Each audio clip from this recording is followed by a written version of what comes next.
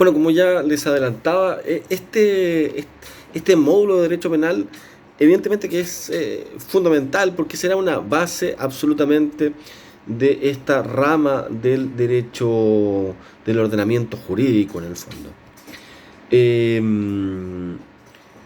Sinceramente, cada aspecto de este módulo tendrá una relevancia y una connotación eh, que hace, por lo tanto, que toda la estructura posterior del derecho penal encuentre una justificación precisamente en lo que nosotros veremos a través de, de este módulo, de estas clases. Eh, Así, eh, dedicaremos el primer tiempo a tratar un tema, insisto, primordial y que será este primer aspecto el concepto del derecho penal. Veremos los distintos componentes, las distintas visiones que existen acerca de él. Intentaremos llegar a un consenso de la manera que nos permita ese consenso integrar todos los elementos que de alguna manera identifiquen, distingan y caractericen a esta rama del derecho, del ordenamiento jurídico. Posteriormente, en el avance, digamos, de estas ideas, iremos viendo cómo se va desarrollando diversas características del derecho penal.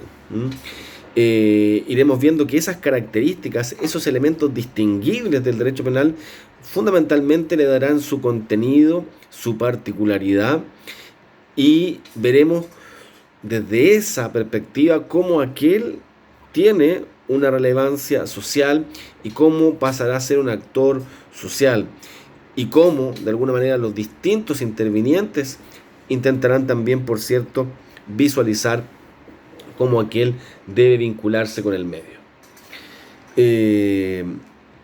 Iremos viendo, por cierto, digamos, en qué consiste lo que es el derecho penal objetivo, qué es el derecho penal subjetivo, para posteriormente comencemos a estudiar lo que es el jus puniendi y sus principios limitadores, en donde uno de los más relevantes, enarbolados por Feuerbach, el principio de legalidad o reserva, constituirá probablemente el centro neurálgico del análisis de este primer módulo.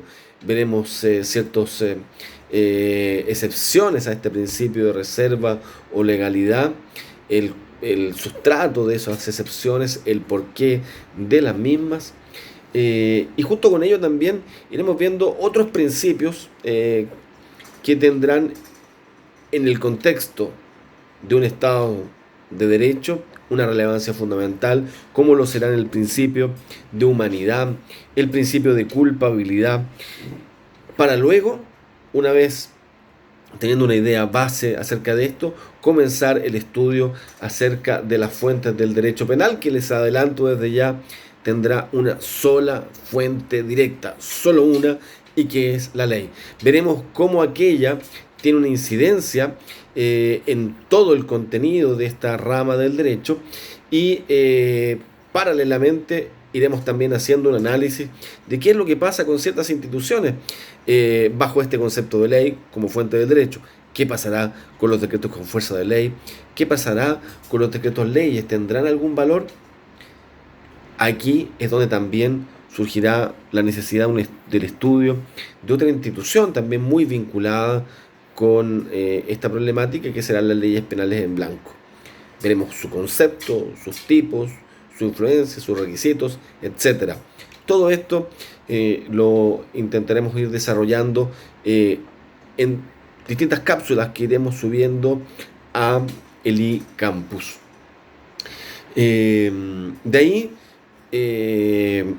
haremos un análisis, digamos, lo suficiente acerca de lo que es la interpretación de la ley penal, los distintos métodos de interpretación de la ley penal, por cuanto, digamos, esta cuestión tendrá una relevancia sobre todo en el campo de la aplicación del derecho penal. qué será interpretar, cuál es el contenido de una interpretación, serán situaciones que iremos profundizando también en estas cápsulas, en estos videos que iremos acompañando oportunamente.